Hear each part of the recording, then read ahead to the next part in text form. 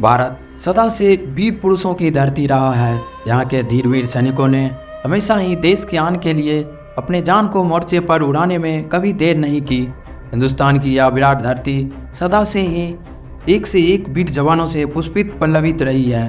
अपने प्यारे राष्ट्र की पहरेदारी के लिए ये जब सीमा पर होते हैं तब इनकी बदौलत हम और आप अपने अपने घरों में चैन की नींद सोते हैं।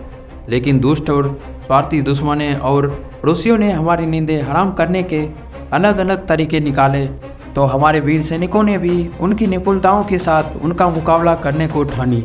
इसी क्रम में जो एक प्रचंड शक्तिशाली और वीर सैनिकों का स्पेशल फोर्स यूनिट निकल कर सामने आया, वह था मार्कोस समुद्री कमांडो या मरीन कमांडो फोर्स।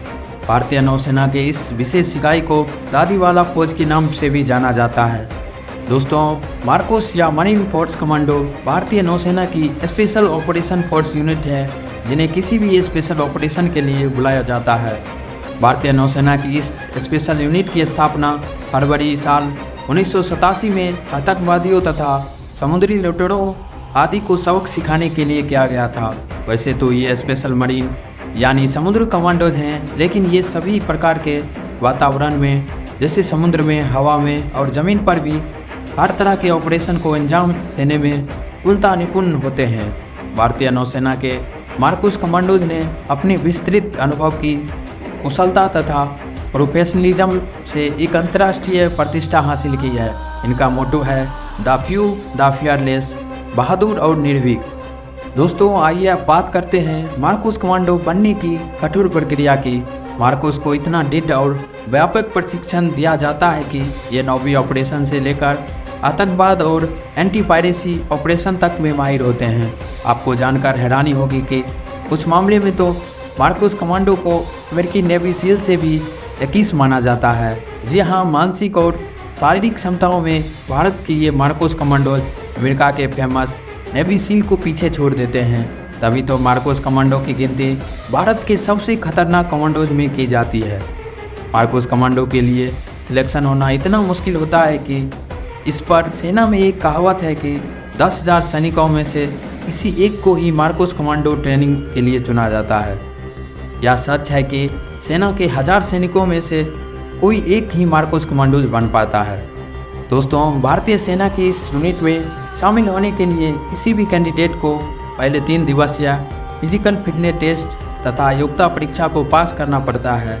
यह परीक्षा इतनी कठिन होती है कि लगभग 80% कैंडिडेट्स को स्क्रीनिंग के बाद ही बाहर कर दिया जाता है। दोस्तों, मार्कोस कमांडोज की ट्रेनिंग लगभग 3 साल तक चलती है।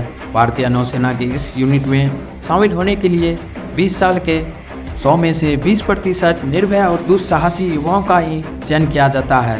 कैंडिडेट्स की इस चयन के बाद उनकी 5 सप्ताह की अत्यंत दुष्कर ट्रेनिंग प्रक्रिया आरंभ होती है, जिसमें ट्रेनिंग को ना तो सोने दिया जाता है ना खाने, और साथ में कठोर परिश्रम अलग।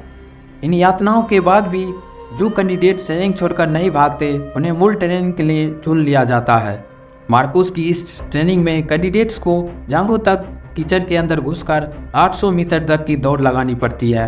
यही नहीं, इस प्रक्रिया के दौरान इनके कंधों पर 25 किलो का वजन भी रखकर दौड़ाया जाता है।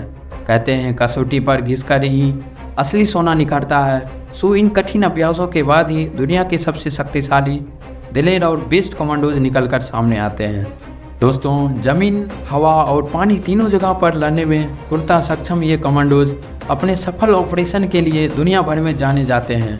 जहां एक तरफ मार्कोस कमांडोज हर तरह के हेलीकॉप्टर, जहाज चलाने में एक्सपर्ट हैं, वहीं दूसरी तरफ ये राइफल, स्नाइपर समेत दुनिया के सभी आधुनिक हथियार चलाने में अच्छे से जानते हैं। आप सोच रहे होंगे कि अगर इनसे हथियार छीन ली जाए तो बता दूं कि मार्शल आर्ट में एक्सपर्ट ये मार्कोस कमांडोज बिना हथियार के तो और भी अधिक खतरनाक साबित होते हैं। जी हाँ, ये बिना हथियार के भी दुश्मनों की जान ले सकते हैं। दोस्तों, हम आशा करते हैं कि आपको वीडियो में बताई जानकारी अच्छा लगा होगा।